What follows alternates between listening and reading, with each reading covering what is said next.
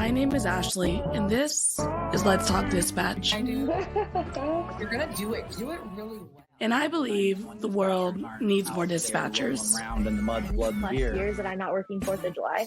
4th of July. Say community policing, right? What about community dispatching? So on this show, with the help of my guests, we will educate, empower, and support the heroes behind the headset. Right. Hello, everybody. Welcome back to another episode here of Let's Talk Dispatch with me, Ashley, the Raspy Dispatcher. Hope everyone's doing well going into whatever day of the week it is for you currently. I actually worked today.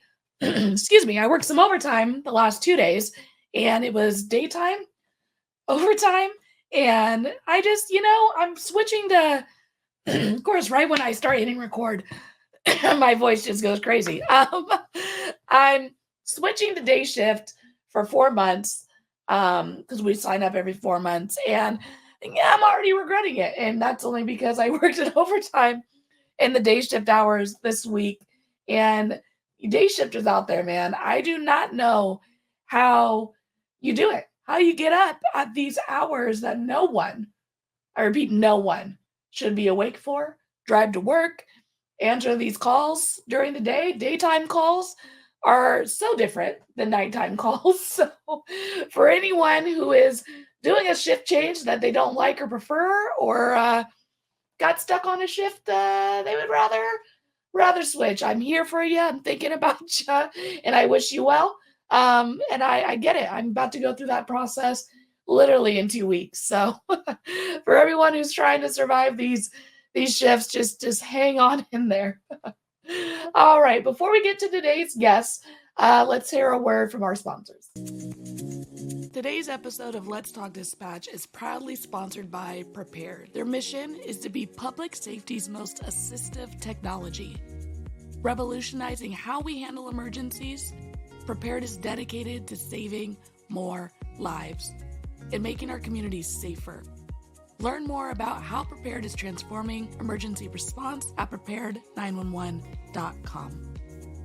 Our next sponsor is Zybex Media. Since 2020, Zybex has been creating impactful recruitment films for their customers. Zybex Media offers their expertise, providing a full range of media solutions designed to attract and retain talent for all PSAPs. Visit zybex.com/media to learn more.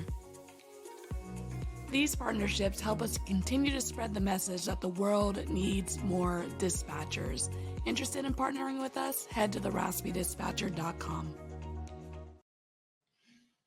So for today's guests, they bring over 26 years of invaluable experience in public safety and emergency management. They've been a dispatcher, a trainer, a manager, all before they dived in to the private sector. My guest today, Wendy. Hi, Wendy. Hi there. Thanks for having me. Yeah, thanks for coming on to the show. I always love hearing from folks who have been doing this. You know what I mean? A minute. Yeah, it's been a minute at least. No, and how did you get into public safety? How did you find yourself here? Oh my gosh, you talking about shift work? Yeah. I just say I completely sympathize with you. I hated day shift to the core of my being. And when I went into an admin position, I was like, can it not be 7 a.m.? Can it not be like quite so early? Just a little later. Yeah, I'm with you. I feel you. I feel your pain. I got into public safety in kind of a roundabout way. I actually moved up to the Portland area to go to law school. I grew up in Nevada, but Nevada didn't have a law school at the time. Remember, this is 26 plus years ago. So, it was a while ago. So they didn't have a law school, and we moved up to Portland so that I could go to law school. And my now ex-husband was looking to get into law enforcement, while I was in law school and doing all the law school stuff. And so he ended up getting a job as a sheriff's deputy in a neighboring county next to Portland. And it was actually one of his really good friends, as I was sitting there talking in the stands of watching them play football or whatever it was that they were doing. And one of his friends is like, you'd be a really good dispatcher, kind of thing. And I never, I didn't give it a second thought at the time, but after I graduated from law school and I was really looking for full-time work and benefits and, being able to pay my law student loans back and all that. Yeah. It was literally, now this ages me, I know, but there was an ad in the paper, in the newspaper, for dispatchers for the city of Portland. And that comment came back to me of, you'd be a good dispatcher. And I was like, maybe I should figure this out. And nobody thought I would stay because I was studying to take the bar exam and all that stuff during the hiring process. And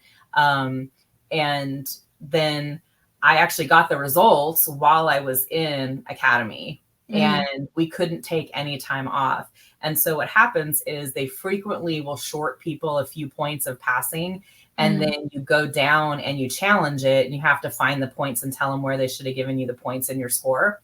So that's what happened. That's what happened to me. It was 3 points off, but I couldn't take any time off to go down to Salem, because you had to drive to Salem and review everything and then challenge the points to get a passing score to pass the bar. And I was like, well, I either have to quit this job that I just started, 2 months ago. I was still in training, I was like, I either have to quit this job that's like a bird in the hand, or go and try and challenge it. And I was like, well, I can do it someday, or I can retake it someday, kind of thing. And I chose to stay in the job. And then 16 years later, I was still there. And she's still considering challenging those points. So right. I think it's a little late, but you never know.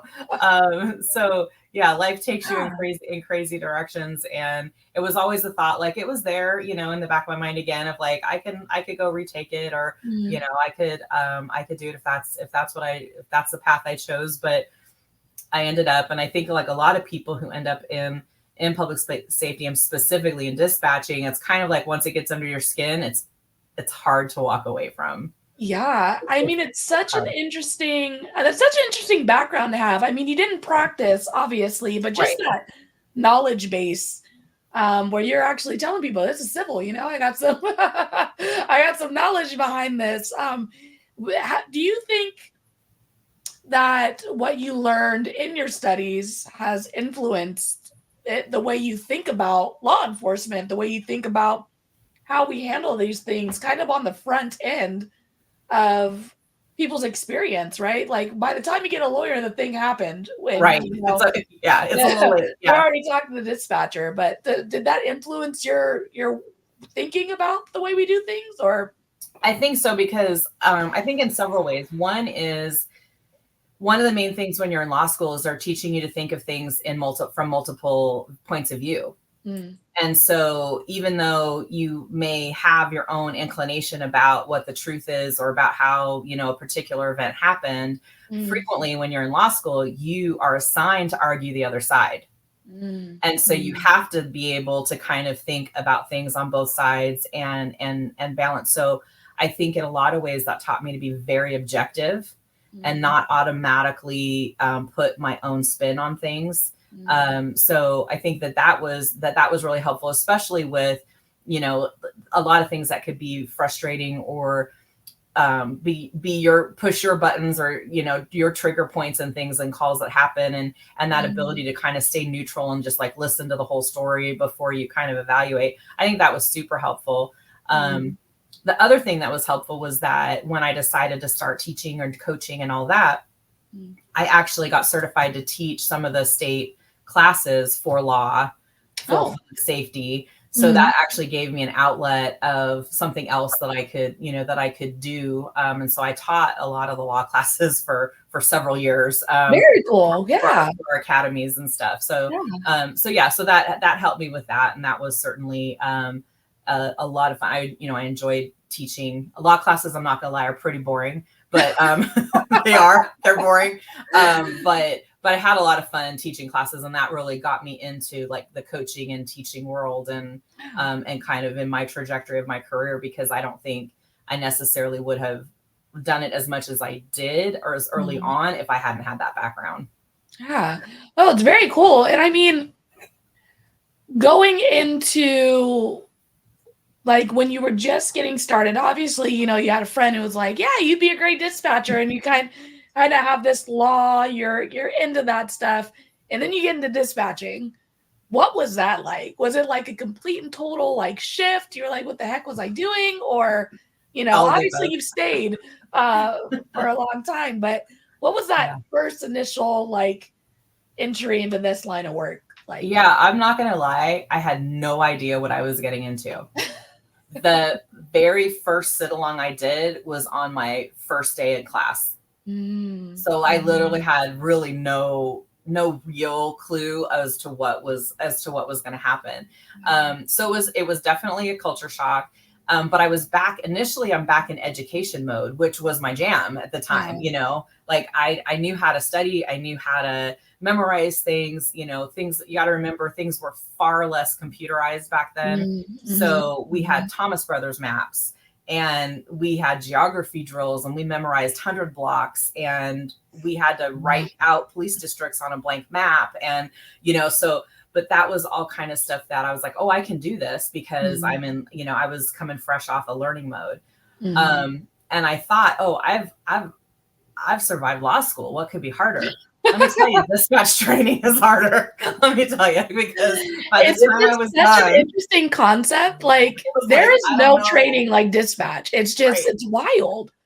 By the time I was like getting close to being certified, especially in police dispatch, I was like, my brain is full. I couldn't, like, I felt like things were just popping out. Like I couldn't remember stuff I was supposed to remember. And I was just like, what is going on? I survived law school. How is this harder? But let me tell you, and it's a muscle and the methodology of training and being connected to somebody, especially those daily evaluations, and knowing somebody is watching you every single minute. That's just not a normal, you know, training and teaching experience. So it was definitely a culture shock. It's really not. And it's funny because I'm like a little behind, like replying to people's comments. And I actually have it on my to-do list today to like reply. And one of the folks were like, can you do one for the trainees?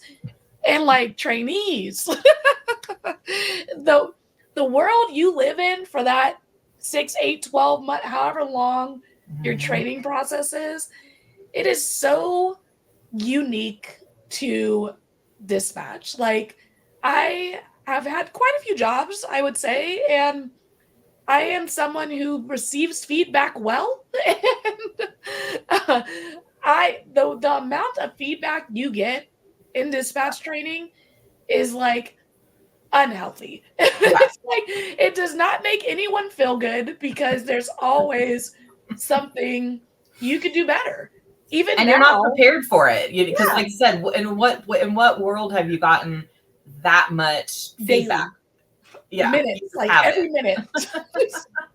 Well, I mean, like even if Wendy picked up the mic and started listening in on me as a full-fledged grown dispatcher now, we could still provide feedback. Like it's just one of those jobs, like when someone's listening to you, you can always do something better, or you can always ask a question differently. Like it just is that. And that's hard for trainees sometimes to get in that, you know? Yep, exactly. That pause was a little long, or you could have said that faster, or you typoed this, or that's not the right abbreviation, or I mean, there's so many things. Those abbreviations, right? Especially as a lateral, let me tell you. Like, well, why don't you guys use that abbreviation? That's the right abbreviation. Well, I got to tell you, so again, pre-cell phone, you know, like there were brick cell phones, but not a lot of people had cell phones when I started. And so we had our own abbreviations. And then when texting really became a thing, those abbreviations messed up our abbreviations that we had been using, because now all of a sudden they meant something different. So like LOL meant little old lady to us back in the day, you know, like, you know? That's hilarious. So there were so many abbreviations that we used. All of a sudden we're like, well, what do you mean we can't use that abbreviation anymore? Well, that means something different now. You gotta yeah. So yeah, abbreviations. Oof. Yeah, that's the list, man. Yeah, little old lady. I think LOL is forever ruined for me now. I think that you have broke that ceiling for me, and that is forever going to be little old lady now. I have never typed LOL after anything. I put ha ha ha because I can't type LOL without thinking of that. That is hilarious. I feel like I should put a poll out there for like dispatchers who have been doing this. Like, what was LOL for you pre-texting? Like, but technology is so extraordinary, right? Like in general, but just as far as it's come in 911, and yet we're still a little behind infrastructure wise and whatnot. But what do you like looking at 911 in tech and a full picture? Like you said, you guys use Thomas Brothers maps. Like there are dispatchers who have no idea what the heck you're talking about, like, and like I say all the time, I don't know if I could have done this job. I am someone who loves tech and likes the tech that we have. It was a tough job. It's a tough job now. It certainly is a tough job without our technology. What has it been like watching tech come into this field? Yeah, it's been amazing because, I mean, we didn't even have GPS for the officers or for the units, right? So we just had to know what their area was and where they should be and who should go. And I remember having a pursuit one time, and the dispatcher next to me, I'm like, turn the page, because I was like, I'm typing too fast. I'm like, I can't turn the page and type and keep track of where he's going, and and the whole bit. So watching that. And then we changed back in 2011. We did a huge CAD switch in Portland, and that was the first Windows-based CAD. It had better mapping. We had a CAD map before, but it was, because GPS had started before then, but it was pretty basic. So then to kind of upgrade into a Windows-based environment, you're using much more of the mouse. You can tab through and all these different things. It's both more complicated and easier, so the people who were quick with the way that you did it before, and everything was very command line based. Everything you typed a command to pretty much do everything. And then all of a sudden, like, you can click on other buttons, or you can click a shortcut, or you can click this tab, or, and enter information in different fields.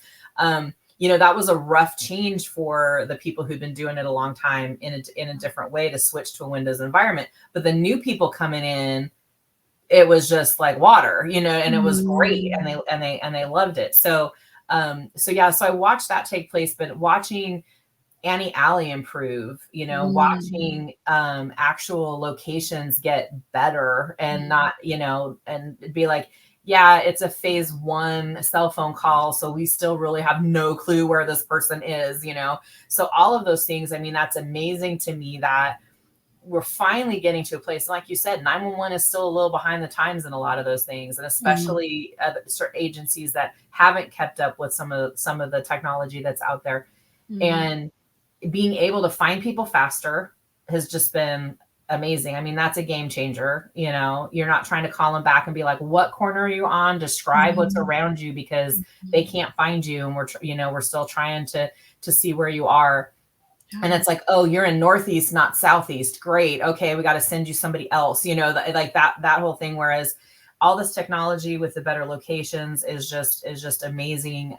Knowing where the units are is, obviously a game changer for tracking the calls and all of that as well. So it's been really fascinating to watch, and I'm super excited actually about a lot of the newer technology that's coming, and how I know people hate or love the AI type of discussion, but thinking about the ways that can assist with basic information, or that does like the automatic call transcription. So you're like, what did that guy just say? But hey, it's printed right there in front of me what he just said. If I had $1 for every time, we could retire. You know what I mean? Like, this is group dispatching. What did he say? You speak him, I don't speak him. What did he say? Let me play the recorder back real quick. Let me see what you said. So So things like that, I mean, it's just amazing. And now, especially in the role that I'm in now, seeing some of the technology before it's really going out, you know, to the workforce and into the people, the hands that are using them, you know, the radios that they're creating now are basically like smartphones and a radio, and the stuff that it can do is just amazing. And I'm like, I never would have envisioned that, you know, 26 years ago, ever. Yeah. As being a technology that's available. So to me, it's been super fascinating. It's always exciting to be able to be like, what's the new thing that we can integrate? And oh, look, we can do this now. Let's try it, you know? So I've always been a believer in try and update and do the new stuff, but it's always hard because people don't like change and everything costs money. That part. Both of those things are challenges. Both of those things are challenges in every dispatch center, right? So but yeah, technology is just amazing. And I can't even envision what it's going to look like in 10 years from now. You know, right? I have no idea. I'm waiting. I'm waiting for them to get like the Iron Man setup, you know, where you're like dispatching here with your, the minute we can do that, I can quit, you know, like the minute we can do all that, I'm out of here, you know, but technology really is wonderful. And you're right. A lot of people, you know, especially AI is huge right now. And there is a level of worry that if we get too techie, that they're going to take away from the people. And I'm just like, the people ain't going nowhere. The job is too hard. It's it's very nuanced and people don't realize that. It's no matter how good the tech is, it's assistive. It's assistive AI. It's assistive technology. It's just not going to be something that can be replaced. It's just, they're not that good, you know? Right. Well, because like you said, it has to be programmed. It has to anticipate so many different possibilities. And I know that there's a lot starting out like with non-emergency type of calls, which I get, like if it can easily get somebody to fill out a noise complaint or a stolen, you know, bicycle report or any, you know, some of these things like the cold calls, and those can be taken off the street and done through like an AI that gives them a reporting platform, you know, that's great. That helps with staffing, that helps with a lot of things. But yeah, the understanding the nuances of what people say, how they say it, and what information is necessary is a lot more complex than I think the algorithms that we have right now. But that's not to say that they won't get better and they won't just continue to improve, you know. But I agree. I think there's always going to need a people intervention factor at some point somewhere for all of it, because you know, people move, people lie, people do all kinds of things. So. People lie? Not on these recorded lines, never. Well, you have extensive experience and history in dispatch, and you know, considering that, what is kind of the key skills or essentials that you think new dispatchers need to develop either early in their career or as quickly as possible to be successful and to really feel like they're able to perform well in this career? I think from watching people from when I was young, you know, younger in my career, and seeing people that had already been in the career for a long time, you could see the people who had become kind of the crusty, the cranky, you know, the leave me alone, I don't want to know your name kind of people. And then you see people who are super friendly and nice and seem really happy. And I always wondered that. I'm like, how does the same environment, you know, obviously some of it is personality, but what is it about them that like leans this person into being like so crusty and negative, and this person still seeming relatively normal and happy, right? So I think that it's odd because I've gotten asked this question a lot. I've interviewed like literally hundreds of people in my career in different capacities. And I think that the keys are resiliency and flexibility. And the reason that I say that is because people think that, oh, everybody that comes into 911 are type A personalities or control freaks or everything. Sometimes that's true, but I've also worked with a lot of people who are not type A personalities, you know? And so I don't think that that's really a requirement to be kind of that aggressive go-getter per se, but it's really hard for that type of personality to be super flexible. And I think that some of those people, especially when you get disappointed, when things happen in the workplace that are outside of your control, some of the worst arguments in the comm center were over how hot or cold it was, who ate my lunch, what lunch I'm going to take. You know what I mean? Yeah. These were not the life and death things that were causing arguments in the center. It was like the things that were outside of their control that were smaller things that kind of caused like the bigger angst and caused people to be frustrated and angry. And the more that you're in that space, the quicker it leads to like a burnout, type of situation. So the flexibility thing and understanding that you don't control everything and that's okay is hard. I'm not great at it. And even after, 26 years, because I like my things. I like them the way I like them. And, that's how people are. But I've had to learn flexibility and kind of, as my friend says, learn to be frozen and just let it go.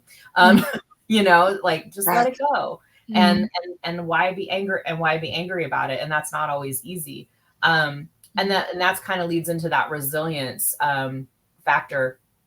Gosh, I don't know. It was a long time ago. It's probably 15 years ago when at one of the conferences in Oregon, there's a guy who had written a book on resilience, and he came and he was talking about that, like what makes some people through adversity become more resilient and more positive versus becoming disgruntled and victim and feel victimized and, be angry the rest of their lives.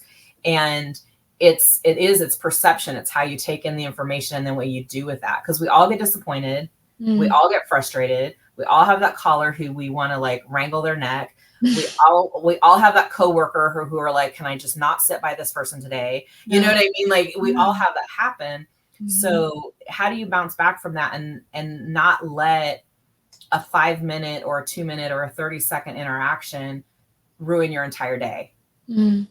Because this too shall pass. And that's a hard thing, because especially when you're in training and like you're saying, everybody's looking at me. My goal is to try and be perfect. That's a really, really hard goal to meet, and you let that one mistake that happened 30 minutes into your shift ruin your entire day. Yeah. Snowball effect too. Yeah. So that goes back to that resiliency and flexibility. And it's a mindset thing that we have to, train ourselves to lean into. And it's not always easy. But to be able to find that place where we're like, okay, I can let that one thing go. Yep. That sucked. I need to do it better. This is a lesson I learned from that. Okay, let's remember that for the next time and move on versus holding on to the negativity of that moment throughout the entire day or the entire week, And so how people build that, that's individual. There's not like a magic fix for that. People have to be able to really assess themselves and have some actual inner reflection on like, why am I so upset about this right now? Or did I overreact? Did I underreact? And kind of have that ability to reflect. But I think that success really boils down to those things as far as maintaining a long-term career where you're not that bitter and just disenfranchised and kind of disengaged employee. Are the people that let it roll off their back a little bit, don't take everything quite so personally to heart, or do it for a short amount of time and move on and let it go.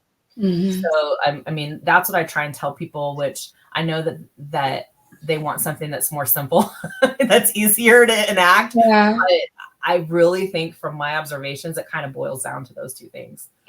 Yeah. And I completely agree. Like this idea, the job in itself requires flexibility, like being able to hold over and, switch and adapt and, but those sometimes I think the skills that we put into the actual job, like answering 911, like the pivot that we get used to doing with hard callers or weird calls and stuff, we forget to let that translate into our own personal lives, like our own, like I have this ability. I do it every day at work, like my actual job. We pivot all day long and we deal with what comes at us, but sometimes we forget that we have that skill and we need to implement it here. Yeah. And you're right. And we don't always use it all up at work because we have to take that home with us also. Right. So it's that balance, I think. I know that, one of the things that's talked about a lot is burnout. And that is part of what does it, is like, if you bring work home, or if you use up all your skills at work and don't have any left for home, or vice versa, you have a lot of stuff going on at home and you use up all your skills at home and don't have any left for work, that always creates that tension and leaves people to, to feel overworked and have the less resilience and less ability to deal with everything. Because it's definitely a balance. It's definitely, and they're not all going to be equal at all times, but you got to find the balance between the two. Speaking of balance and burnout, it is significant in dispatch centers across the states, especially for new dispatchers. It is something that, and there's a lot of reasons for that. You're in a center that's short staffed. Once you go 10-8, once you're available to answer calls, all of a sudden you're in the throw of filling these overtime hours. What strategies or support systems, in your experience, have you found effective in helping folks avoid this, whether they be new dispatchers or folks who've been doing this for a while? Yeah, I certainly know that I experienced levels of burnout at different times. And I remember saying to my supervisor once, well, I just know if I want to come in and just do my job and go sit in the corner and not participate in anything else, I can just do that. And he just looked at me, he's like, really? You think you can do that? Nice. He's like, I don't think that's a very good self-assessment, Wendy. And I was like, well, I'll try, I was mad. So, but what I realized is, again, when I've gone through phases of burnout, I haven't done the same thing each time to kind of resolve it and bounce back. So at one point in time, I think I really felt like, am I making a difference? I don't have any closure. I don't know what happened with any of these things. And that was kind of, I felt like what was dragging me down. So I went out and volunteered and became a CASA volunteer. Which is a court appointed special advocate who works on child abuse and neglect cases. And so you write reports for the court, you meet the families, and you basically write reports for what you think is in the best interest of the kids in these cases. And I did that for 4 years. And then I became a supervisor and my schedule completely changed, and that I couldn't really work around it as much anymore. And so I did it for about 4 years. And then another time when I kind of went through the burnout, I realized I was working way too much overtime voluntarily. And like you're talking about, hey, I picked up a couple extra shifts, and you get into that mode of like, oh, I want to go on this vacation. If I work this many shifts, then I can just pay for that vacation. But you don't realize the toll that it's taking on you in the meantime. So I just made a deal with myself. I'm like, okay, for the next 6 months, I'll work my mandatory overtime, but I'm not going to work any voluntary overtime for 6 months. And just to be like, okay, what does that do to your time, and what else can you do with your time that you're not, going in and working, that is more positive and is healthier for you, and, gets you out of that rut. So I think, again, it comes kind of to self-assessment. But I think in the beginning, it's really important to have the conversation with your friends and family about your time, and that your time is going to be different, and that you might not be able to make every, holiday, and you might not be able to make every birthday party. And that, maybe you guys always went out on like a Friday night, and now you work Friday nights, and be like, is there another day that we can do this? Or, I'll just have to bow out for a bit. And being realistic about what the challenges are, and being able to kind of clear your plate a little bit, especially during that training period where it is going to be hard. You're not sure what's going to be thrown at you. And you have to have that support, you have to kind of get that buy-in from your friends and family. I also learned very quickly that I didn't really talk to my family about the work calls, because when I started to, I spent so much time trying to explain what I was talking about and like who this person was, or what that thing was. What does that mean? What do you mean dispatch? Versus I had worked in 911 for, I think, 12 years. My dad said to me, yeah, but who sends the officers where they need to go, and who helps them when they're out there? And I'm like, me? No, I'm answer the phone, but like, when the units go out there, like, who talks to them? And I'm like, me? What is it you think I do? I realized that I had not talked enough about what I did for them to have a clear understanding. So I think that like your family needs to have a clear understanding about Mhm. what you're doing and the challenges, but then also get that support of like, hey, especially while I'm in training, like Mm. I might not need you to solve my problems. I might need you to just be like, yep, it's hard. Sorry, you had a hard day, you know, and just be there for me and not want me to relive the whole thing and explain the whole thing all over again. So I think it's hard because there's a lot more resources now than when I started. So I mean, if having a counselor or a life coach or something like that works for you, continue to do it. Like, don't stop it, or maybe start it if you haven't done it before. So you have some kind of objective, you know, wall to bounce the ball off of, kind of thing. But know who you can talk about what with, because you don't want to traumatize your family. You don't want to, you know, there's certain people you can talk about certain things to. So you've got to kind of figure those things out. But yeah, I think you need to set the expectations for yourself of like, okay, my time is going to look totally different now for a little while till I figure this out. And just like lean into that and not try and maintain the same exact schedule and life that you had before you started training and working all these crazy shifts. It's true. And I true story. When I was in my academy, I was seeing someone and they wanted to come over, and I was like, look, I'm studying. Like, I've never had this. I'm studying. You can come hang out, but like, I'm studying. You need like, you bring your own book. Like, I don't like, you're welcome to hang out on this couch, but yeah, I am studying. And I remember we got into an argument that day because I was studying and not paying enough attention. And I was like, I don't know where the confusion is here. like, no, seriously.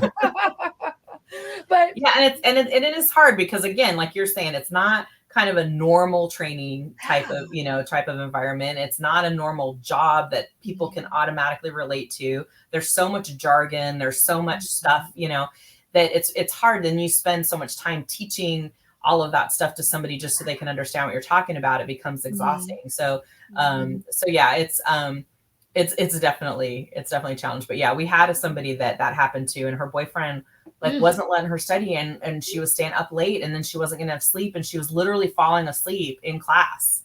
And we pulled her aside and we're like, what's going on? You can't fall asleep, you know, in class. And she's just like, I know, but this and that. And she's like, I just can't get him to understand that, like, I have to go to sleep and I have to study and I have to do this stuff. And she failed a couple of tests and didn't make it that time around.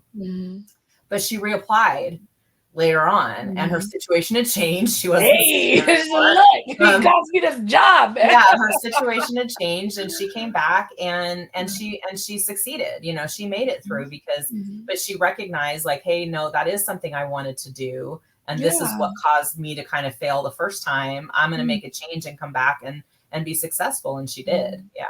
Yeah. And I mean, and I think it's on us, right, to set those boundaries. Like for my story, like this person knew I needed to study. Right. They did not respect my boundaries, and it caused an issue.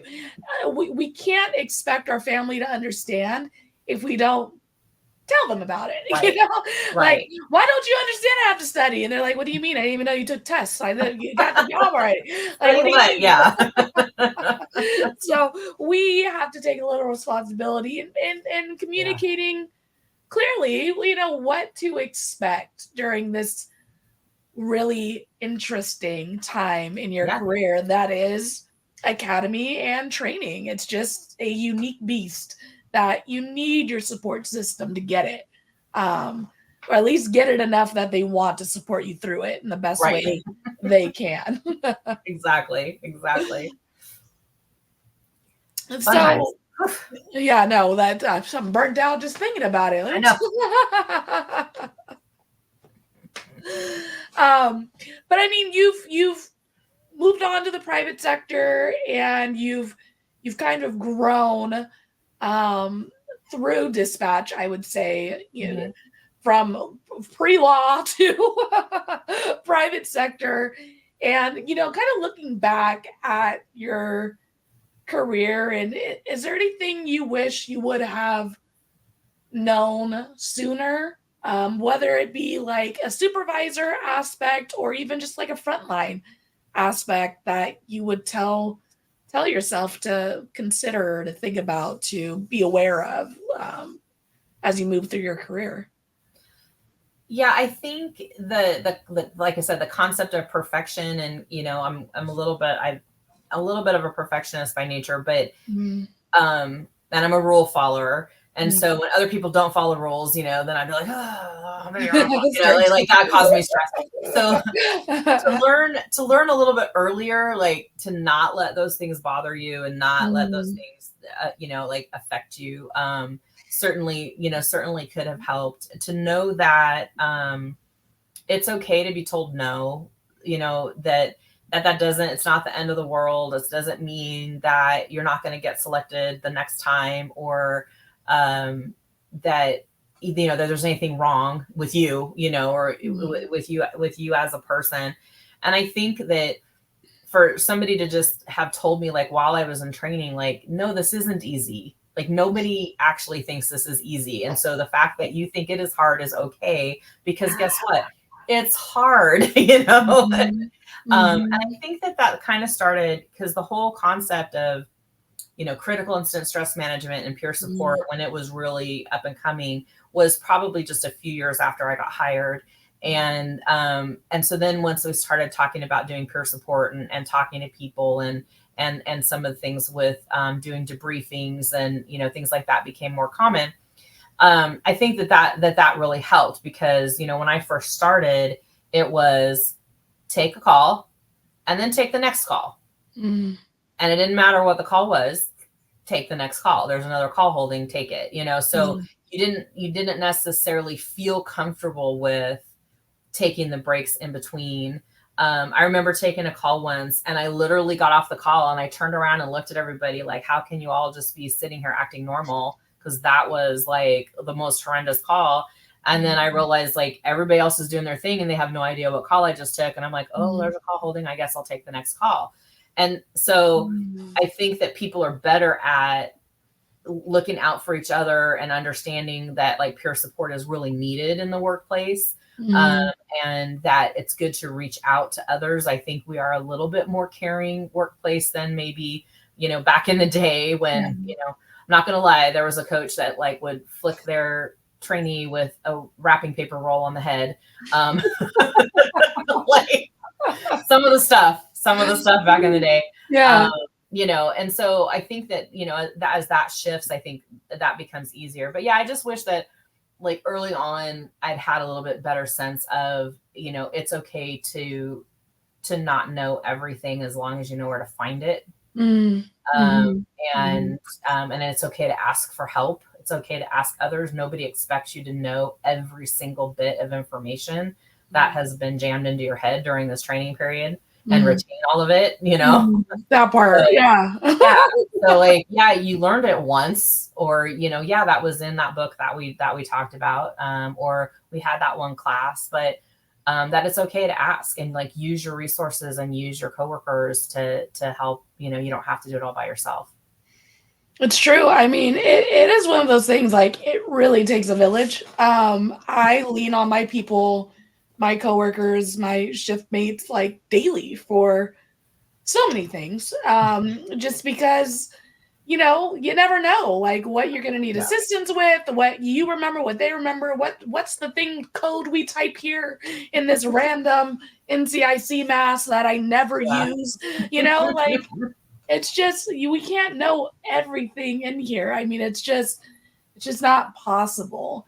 And I do think in a role where we're expected to be perfect, because the consequence can essentially be really high when an error does happen. But I think we need to be honest. We're people humans doing a human job, and we will make mistakes. And we should always lean on policy and follow those things, all that stuff, of course. But mistakes happen, and there are the simple little mistakes that we might get a lecture about or a talking to and things like that. But it's gonna happen. If I'm taking thousands of calls a year, I'm gonna forget to attach this or run that, or, it's just, it's the statistically, and as someone who cheated through every math class they've ever taken, I would say the odds are high, So, well, but that's a good point too, like you were saying. And so how do you, it's that acceptance of feedback, and how do you take that? Because it's true, you go in and sure, you've probably taken 100 calls that were great or better, and then this one call you're getting reviewed. So you can go into it with the mindset of like, okay, I messed that up. I missed that call, or I missed that question. Okay, that was one out of 100. Or you can go out and be like, why did they just pick on the one call that I did? Because let me tell you, I've been both. I've been both those people. I have supervised both of those employees. Well, last week I had that lady yelling at me. Right. I didn't say nothing to her. Right, exactly. So, so that goes back to that mindset of like, how are you going to take it all in and continue to move on? Because we've all had it. We've all had it where we're just like, really, that's the call you're going to ask me about, but then just be like, okay, thanks. Sure. Yeah. Yep. I heard you. Thank you. Appreciate your feedback, and just move on. And to play the other side of it, supervisors, don't only talk to your people about the one call. Yeah, it's hard, did not do well on. Yeah. Have other conversations as well. Often, consistently. And I think that's hard too, because, having been a supervisor, having been, like all the roles, it is hard because the supervisors are given so much other stuff to do. And then they're right in the middle, they're the sandwich in the middle of the top and the frontline worker. And, the messages that they have to provide, and then the amount of work they have to do, or how many people they have to talk to, it's super easy to get in that, okay, I just got to get this done and in and out, and forget like, I got to spend a minute and like talk to people, and not just talk about the negative stuff, and just be like, hey, how's it going? And hey, I heard you on that call the other day. Good job. We got this one to review, but I know, I hear you every day out there, and you sound good, but we still have this call to review. There's a way to approach it that that doesn't make it feel like it's just a constant little smack. Yeah. And I mean, hey, shout out to the folks, the managers, the supervisors, whatever your title is in your center, that kind of requires that extra layer of supervision. I mean, it's a tough job. I know, like, I told my supervisor, when my supervisor's texting me on a day off and it's 6 a.m., it's not to tell me that I'm amazing. It's to ask me, beg me, maybe offer, a firstborn child to get me to come to work, or, to mandate me in, like all the non-fun things. And like, if you're always the bearer of bad news, that's not a fun role to be in. It's hard, and that's why supervisors get burnout too, because they're, because that's what they're dealing with on a daily basis, and that negativity, dealing with negative all day long really, weighs on them as well. So, so I mean, it's got to be a partnership. It's got to be, you meet me here, I meet you there. We're both responsible for creating these centers that we want people to want to work in. Right. We all need people. I mean, there are some that are fully staffed, but the majority of people I talk to, they're still struggling to keep people long term, because people are just like, I can work from home. This isn't worth it, Yeah. I mean, someone just I just replied right before I jumped on here to a TikTok comment, and they said they're staffed 60 out of 140. And I'm like, again, not great at math over here, but I feel like that's not enough. That's not enough. That's rough. Yeah, that's rough. It is. It is so rough. And I mean, it's one of the struggles, with essentially we're promoting this role that has issues, right? Like we're working on it. We're trying to fix these things. And these are realities, if you're getting into this line of work or considering this line of work, that you need to consider. And agencies really should be doing some reflection on what can they change, what can they do differently. And obviously, we talked a little earlier, money and things like that is sometimes a struggle, but what are the things we can take hold of to make our centers better? And even when we have shorting and staffing and situations that breed burnout, why is this a place where I want to walk through that with my people? Right. And it is. And a lot of times it boils down to relationships. I mean, I've certainly just met the best people, you know what I mean? Like so I have relationships. I just came back from a trip where everybody on the trip, except for one person's spouse, the other 5 of us all used to work together in the same 911 center. Only one of us still works at that 911 center, but we're all still, good friends and travel together like at least once a year, if not multiple times a year. And those are the types of relationships that, they're just, like you said, they fill your core, they fill your soul, they're the ones that help support and keep you, keep you moving, even though we've all diverged into different, different areas, different locations and whatnot. But yeah, I mean, I'm just some of the smartest and most creative people that I've met working in this profession. And, and some of them stay a really long time and some of them just kind of come in and go, I'm out, and, and I get it. And you got to do what you got to do to make yourself, happy. I said, always choose happiness. Don't choose money. Don't stay in a job for money. It's not, it's never worth it in the end for your health and your happiness. But yeah, I mean, it's possible because I see it every day. I see people who are doing really well and are very positive, and sometimes opportunities like mine drop in your lap and you just go, oh, wait, this is something I can do. Like I could do this, and that's a change and that's a new challenge and that's a great thing too. So everybody's got to make those, those choices for themselves in this career for sure. Yeah. Well, as we bring it all to a close here, the last question I ask everyone who joined me is, what advice would you give someone who is considering a career as a 911 dispatcher? Yeah, I think, we've covered a lot of it. I think one, no, it isn't easy. Just know that going into it, it's not going to be easy. You're not a secretary. You're not a telephone operator. You're not just answering a phone and type in. Like there's so much more that goes into it. Know that coming into it, know that especially initially, it might consume a lot of your time, your brain power, and your energy. And just kind of be prepared for how you're gonna deal with that. Know that sometimes that's in the short term in training until you get your groove and and all of that. And like I said, and set expectations for yourself and your family and friends for what's really realistic of your time and your space, and the ability.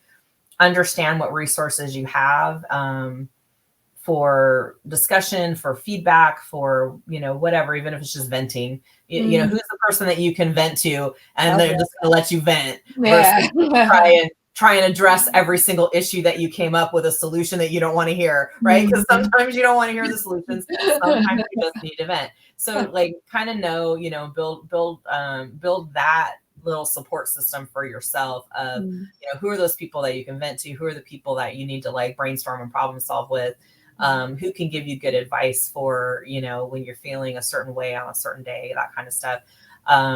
So I mean that's a lot, but I think it all boils down to like how you prepare yourself. Like it's a rewarding career, it's a difficult career. It's been an amazing career that was not the one I anticipated. It wasn't the one that I intended to go into. But when I had an opportunity to leave and do something else, I did do something else for a hot minute with transportation. But when I left that position, this is what drew me back. Like it's, because it is more rewarding than any other job I've ever had. So, so know that sometimes the negatives outweigh the positives on a particular day, but in the scheme of things, like I can look back now and say over the last 26 years, I don't know what else I would have done. This was, an amazing surprise, an unanticipated career, but it's been a great one with a lot of really, really great friends and contacts all over the country. So I wouldn't change it. Oh my gosh. So wonderful, Wendy.